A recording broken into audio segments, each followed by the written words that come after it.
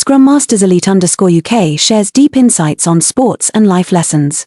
Subscribe now. The case of Shannon Frizell has made me think a lot. A player who once wore the All Blacks jersey and played in the 2023 Rugby World Cup final, that is not an ordinary journey. Yet at that very peak, he faces a choice: continue his commitment to New Zealand or open a new chapter with Tonga, where he is eligible to play under nationality regulations. This made me realize a very human truth: the top is not always where people want to stay forever. Sometimes, it is precisely at the peak that people think the most about their future. The fact that New Zealand Rugby is trying to retain Frizell shows just how valuable he is. But what stands out more is the detail: he really doesn't want to leave.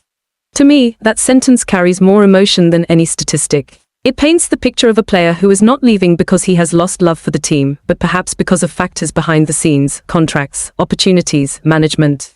And that is a very real lesson in professional sports. Being talented does not guarantee you will be kept. And wanting to stay does not mean things will go your way. I can also clearly sense the regret from the coaching staff, especially when Jason Ryan admitted that things could have been done better. This makes me think of another aspect. Sometimes the mistake is not in the final decision, but in how the process is handled.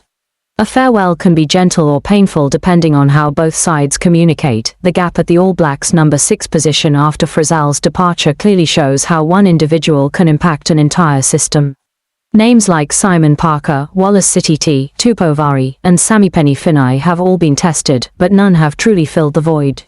This made me realize that in elite sports, some positions are not easily replaceable, not just because of skill, but because of experience, mentality, and the unique qualities each player brings. What impressed me is how the Stormers and the South African Rugby Union are willing to support Malabi if he wants to continue. This is not just a strategic decision, but also a sign of appreciation for a player who has devoted his entire career to the club. In a world where transfers happen constantly, that kind of loyalty is incredibly valuable. However, I also cannot ignore the fact that Malabi is under significant competitive pressure, as the Stormers have many quality options in his position. This highlights a paradox: even legends cannot escape the forces of competition. No position is permanent, and every return from injury is a new battle. The Bulls' concern about losing Papier due to financial limitations further shows a harsh reality. A player's value is not only on the field, but also at the negotiation table. Without support from the union, even big teams can lose key players. From all this, I draw several clear lessons for myself. First, in any field, making decisions at the right time is extremely important.